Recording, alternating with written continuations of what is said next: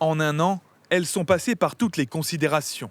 Fermées lors du premier confinement, autorisées à faire du click and collect lors du deuxième, les librairies font désormais partie des commerces dits essentiels.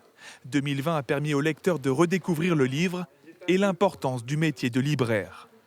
Le métier de libraire, c'est déjà faire vivre le livre, la littérature, la culture en général, et donner l'accès à toute la pensée humaine à tout le monde.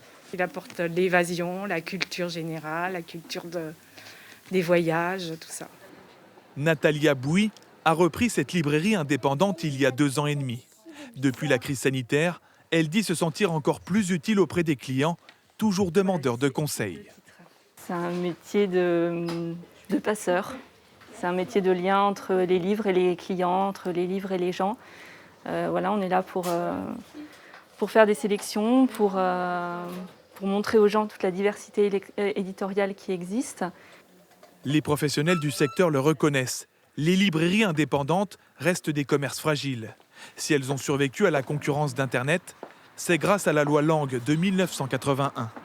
Depuis 40 ans, un livre neuf doit être vendu au même prix partout en France. Si on avait laissé chaque commerçant, on va dire, même en ligne, fixer son prix, les gens seraient allés vers le prix le moins cher. Donc Amazon aurait pu faire un prix plus bas que les librairies indépendantes. Vous n'auriez pas pu lutter? On n'aurait pas pu lutter, non, ça c'est sûr. Il y a un an, la chaîne du livre avait été stoppée.